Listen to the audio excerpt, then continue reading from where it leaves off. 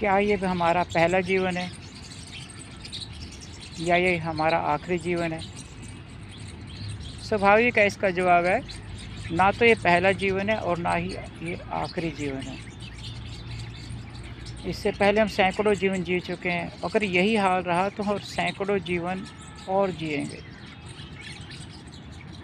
जन्म लेंगे, मरेंगे, जन्म लेंगे, फिर मरेंगे, जन्म लेंगे, फिर मरेंगे, ऐसे चलता रहेगा। और हर आने वाला जीवन जो है पिछले जन्म की परछाई होता है। जो उसमें हमने कर्म किए हैं उनकी वो परछाई हैं। अच्छे बुरे कर्म मिला के अगले जीवन का प्रारब्ध बनता है, उसके अनुसार ही वो जीवन जिया जा सकता है। उसमें क्या होता है, पिछले जन्म के कर्म हमने भुगतने हैं और अगले जन्म की हमें कर्म करने की आज़ादी बनते हैं, जो उससे अगले जन्म का आधार बनते हैं। तो मन में आता है कि क्या ये यूं ही चलता रहेगा क्या? आना जाना, आना जाना, आना जाना। इसी के लिए हम पैदा होते हैं, कमाते हैं, खाते हैं, संतान पैदा करते हैं, फिर अगले जन्म में प्रवेश कर जाते हैं। शायद नहीं। धन कमाना एक बात है और जो जीवन का इसका उद्देश्य है वो प्राप्ति करने के लिए लगना वो अलग बात है। अपने पूर्व के कर्मों के अनुसार ही कुछ जीवात्माएं जो हैं पापात्मा होती हैं, जो पाप ही पाप करते रहते हैं, अच्छे काम करते ही नहीं।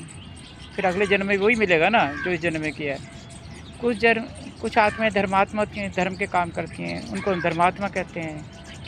और कुछ आत्माएं जो जीवात्माएं हैं वो साधुत्व की ओर बढ़ जाती हैं, उनको हम क्या कहते हैं, महान आत्मा कहते हैं। और कुछ आत्माएं जो है उसमें से जो है पुण्य का काम करती हैं, जो हमेशा दूसरों का भलाई सोचती भी हैं और करती भी हैं, उन्हें पुण्यात्मा कहते हैं। और कुछ आत्माएं जो हैं इससे भी ऊपर की श्रेणी की होती हैं, वो देवात्माएं बन जाती हैं, जो देवों की तरह पूजित होती हैं। जब यहाँ नहीं पता चलता, लेकिन जब यहाँ से जाते हैं तो वो देवात्माएं होती हैं, पूजित की जाती हैं।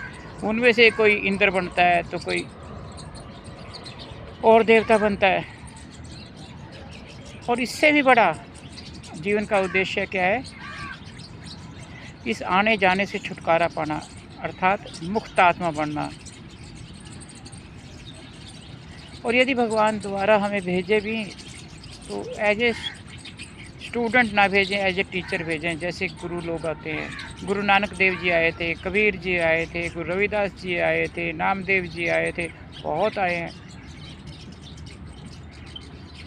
जो हमें सिखा के गए हैं जीवन कैसे जीना चाहिए। और क्या वो काम धंधा नहीं करते थे पेट पालने के लिए।